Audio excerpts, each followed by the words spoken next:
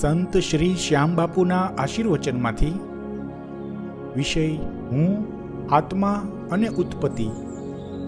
પ્રકરણ હું કોણ છું તેમાં હુંની કક્ષા પહેલી. ભાગ 18. ગયા ભાગમાં આપણે સમજ્યા કે પશુ પ્રાણી કે કોઈ પણ જીવને કર્મ બંધન હોતા નથી અને પશુ પ્રાણીઓના આત્મતત્વ પણ જ્ઞાન દ્વારા શુદ્ધ થઈ શકે નહીં. બીજું, પહેલી કક્ષા ભૌતિક શરીરની છે.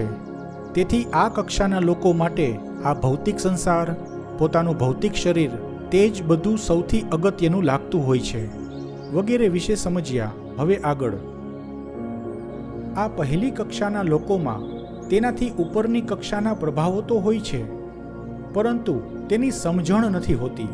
પછી અનુભૂતિ તો થઈ જ ન શકે, કારણ કે પોતાની કક્ષાથી જેમ જેમ ઉપરની કક્ષા આવતી જાય તેમ તેમ પોતાના માનસિક જગતથી તે કક્ષા દૂર થતી જાય.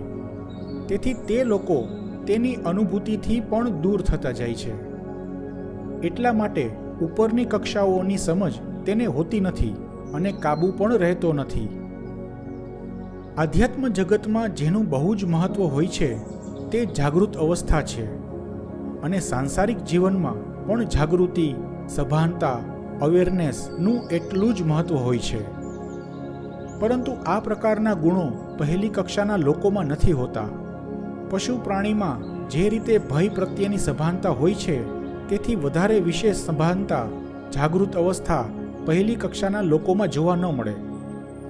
કારણ કે ઉચ્ચ જાગૃત અવસ્થાનો સંબંધ યાદોથી તો શરૂ થાય અને જેમ જેમ કક્ષા વધતી જાય તેમ તેમ જાગૃત અવસ્થા, સભાનતા વધતી જાય છે. આધ્યાત્મમાં જાગૃત અવસ્થાનું વિશેષ મહત્વ હોય છે. તેથી બીજી કક્ષા, યાદોની કક્ષામાં જાગૃત અવસ્થા ફક્ત યાદો પૂરતી સીમિત હોય છે. જીવન પ્રત્યે જાગૃતિ હોતી નથી. ત્યાર પછીની ત્રીજી કક્ષાથી જીવનમાં જાગૃતિ આવવા લાગે છે. અત્યાર સુધી પહેલી કક્ષાના લોકોની માનસિકતા, સ્વભાવ આ બધા વિશે સૈદ્ધાંતિક રીતે તો સમજ્યા.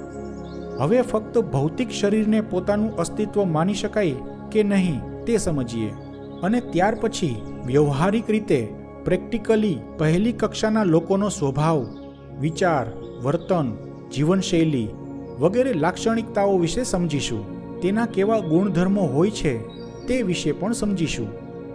આ ભૌતિક સંસારમાં રહેવા માટે ભૌતિક શરીરની અત્યંત આવશ્યકતા તો છે જ. શરીર નથી તો સંસાર નથી અને હું પણ નથી. તો પછી પહેલી કક્ષા પ્રમાણે હું ભૌતિક શરીર છું એવું કેમ ન કહેવાય? બિલકુલ ન કહેવાય. કારણ કે પોતાનું અસ્તિત્વ આ ભૌતિક દુનિયા પૂરતું જ સીમિત નથી. ભૌતિક દુનિયાથી ઘણું વિશેષ છે. તેથી આ ભૌતિક દુનિયામાં રહેવાનું સાધન આ ભૌતિક શરીર છે એમ કહી શકાય.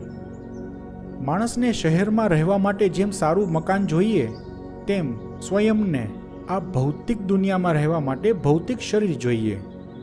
ભૌતિક શરીરનું મૃત્યુ તે પોતાનું મૃત્યુ ન કહેવાય. જો આ ભૌતિક શરીર થતું હોય તો આ ભૌતિક શરીર અરબો ખરબો અણુઓનું બનેલું હોય છે. તેનો આંકડો અધધ થાય તેવો છે. એક પછી 28 શૂન્ય લગાડીએ એવી સંખ્યા બને. આ અણુઓથી હજારો અબજો વિવિધ કોશિકાઓ બનેલી હોય છે. તેમાં રોજની હજારો અબજો કોશિકાઓ નવી જન્મ લે છે અને જૂની કોશિકાઓ નાશ પામે છે. જે નવી કોશિકાઓ જન્મ લે છે તે તેની માતા કોશિકામાંથી તેની યાદ, ઇન્ફોર્મેશન લઈને જન્મ લે છે. આ યાદોમાં, ઇન્ફોર્મેશનમાં કોશિકાની સમગ્ર જીવનની પ્રણાલી, તેના આદેશો હોય છે. તે મુજબ નવી કોશિકા જન્મ લે છે અને જૂની કોશિકા મૃત્યુ પામે છે. આના વિશે આગળના પ્રકરણમાં સમજીશું. આ રીતે વર્ષ 2 વર્ષમાં આખું ભૌતિક શરીર નવું બની જતું હોય છે. આ ઘટનાક્રમ ભૌતિક શરીર છે ત્યાં સુધી નિરંતર ચાલુ રહેશે. રોજ અબજો કોશિકાઓ મરતી હોવા છતાં પોતે તો છે જ. પોતાનું અસ્તિત્વ એટલે કે પોતે તો એકદમ બરોબર છે, અકબંધ છે. ક્યારેક અકસ્માતે કોઈના હાથ કે પગ કપાઈ જાય તો પણ તે પોતે તો જીવે જ છે. હા, ધમની, આર્ટરી કપાઈ જાય તો બ્લડ લોસથી મૃત્યુ થાય. કોઈ અકસ્માતમાં દિમાગમાં ભારે ઈજા થાય તો પણ મૃત્યુ થઈ શકે, અથવા તો કોઈ જીવલેણ બીમારી આવે કે એવા ઘણા કારણોથી શરીરનું મૃત્યુ થઈ શકે છે.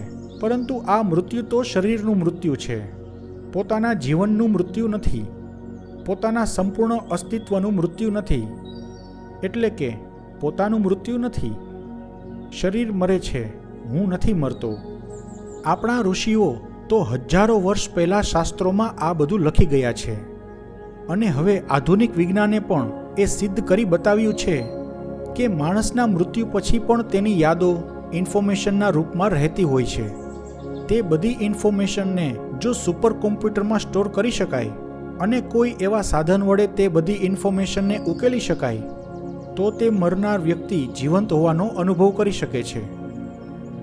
જો કે એવું હજુ સુધી તો થઈ શકતું નથી. ટેકનોલોજી ટૂંકી પડે છે. ભવિષ્યમાં કદાચ શક્ય બની શકે કે તે બધી ઇન્ફોર્મેશન યાદોને રિકોલ કરી શકાય. જો કે આ પણ વૈજ્ઞાનિકોની માન્યતા જ છે, સાયન્સ ફિક્શનની વાતો જ છે. પરંતુ જો અને જ્યારે આવી ટેકનોલોજીનો વિકાસ થશે તો ત્યારે માનવ સમાજ ભૌતિકવાદી વિકૃતિની ગર્તમાં ધકેલાઈ જશે. કઈ રીતે?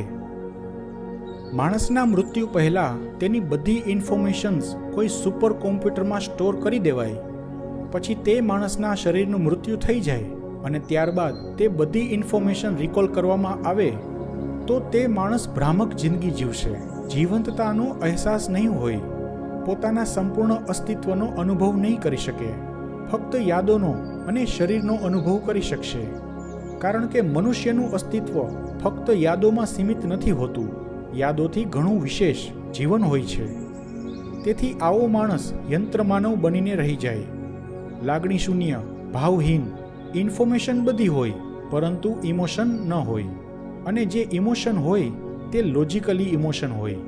આ રીતે મરેલામાંથી સજીવન કરેલા માણસમાં તે વૈજ્ઞાનિકો અમુક અંશે ધારે તેવા ડેટા ઇનપુટ કરી શકે, સૈનિક પણ બનાવી શકે અને ભયંકર શેતાન પણ બનાવી શકે. માનવતા વિરોધી કોઈ પણ યાદો કે ડેટા તેના દિમાગરૂપી કમ્પ્યુટરમાં ઉમેરી શકાય. જો આવું શક્ય બને તો ભવિષ્યની તે કૃત્રિમ દુનિયામાંથી પછી 5મી કક્ષાને કોઈ સ્થાન નહીં હોય. કારણ કે સંપૂર્ણ જીવનને ઓળખવું ભૌતિક વિજ્ઞાન માટે શક્ય નથી.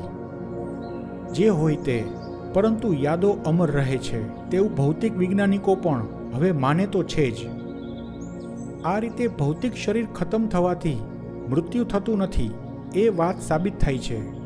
તેથી હું આ ભૌતિક શરીર છું એવું તો ન જ કહેવાય. હું આ ભૌતિક શરીરમાં રહું છું એમ કહી શકાય. પછી આ ભૌતિક શરીરમાં રહેનાર હું તે કોણ, તેની શોધ કરવી પડે.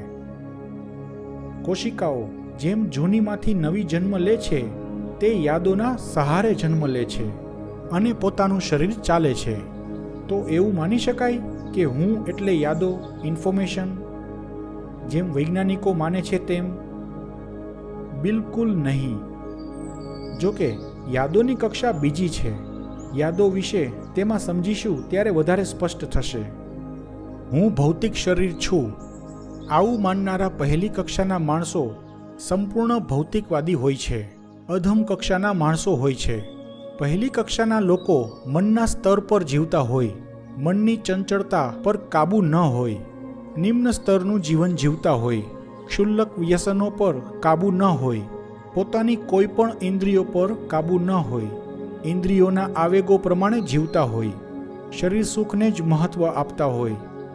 આવા બધા લક્ષણો ભૌતિક શરીરને મહત્વ આપે છે. શાસ્ત્રોમાં જેને સાંસારિક મનુષ્યના 6 શત્રુ કે દોષ કહ્યા છે તે છે કામ, ક્રોધ, મદ, મોહ, લોભ, મત્સર એટલે કે ઈર્ષા. આ બધા વિશે પછી ક્યારેક જાણીશું. પરંતુ આ બધા લક્ષણો કે અવગુણો વધારે પ્રમાણમાં પોતાને ભૌતિક શરીર માનનારા પહેલી કક્ષાના લોકોમાં હોવાના. પછી તે આ બધા લક્ષણો જાહેર કરે કે મનમાં દબાવીને રાખે તે પરિસ્થિતિ પર નિર્ભર કરે છે. પરંતુ આવા અવગુણો હોય તો ખરા જ. એટલે કે આવા પહેલી કક્ષાના માણસોમાં ભય, લોભ, ક્રોધ, ઈર્ષા, વાસના, રાગ, દ્વેષ, ઘમંડ, નિજી સ્વાર્થ, લાલચ, કપટ વગેરે તમામ અવગુણો સૌથી વધારે પ્રમાણમાં હોય છે અને નૈતિકતાનું પ્રમાણ નીચું હોય છે.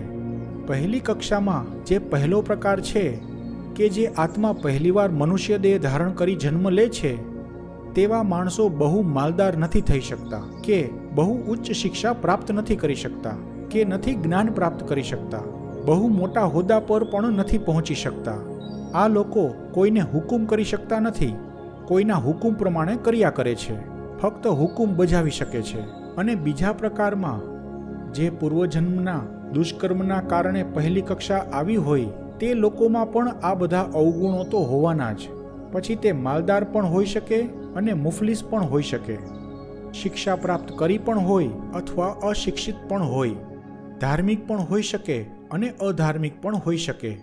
કારણ કે આ લોકોના પૂર્વજન્મની કાર્મિક ઉર્જા પ્રમાણે આ વર્તમાન જિંદગી ચાલતી હોય છે. તેથી આ બધી સંભાવનાઓ હોઈ શકે. પરંતુ એક વાત ચોક્કસ કે આ લોકોના જીવનનું સ્તર નીચું તો હોય જ. દુનિયામાં સૌથી વધારે પ્રમાણમાં આ પહેલી કક્ષાના લોકો જ હોય છે. कि कभी मरना ही नहीं, आज जिंदगी जी लो इस कदर, कि कभी जिंदा होना ही नहीं, मौत से मिल लो इस कदर. અર્થાત અર્થ તો ઘણા થાય છે. આપણે એક અર્થ સમજીએ. બે વિભિન્ન વિચારધારા દર્શાવે છે. પહેલી કક્ષા અને પાંચમી કક્ષા એમ બિલકુલ વિપરીત મનસ્થિતિ દર્શાવે છે. પહેલી કક્ષાના લોકોની મૃત્યુ માટેની કોઈ તૈયારી હોતી જ નથી. વિચારવું પણ મુનાસિબ નથી. ભૌતિક સંસારથી વશીભૂત થઈને આવતીકાલને ભૂલી જઈ આજની જિંદગીને વિષય વાસનાથી ભરપૂર રીતે ભોગવતા હોય છે. મૃત્યુનો ભય તો અપાર હોય છે, પરંતુ મરવાની તૈયારી બિલકુલ હોતી નથી, કારણ કે આ લોકો બહુ ભયભીત રહેતા હોય છે.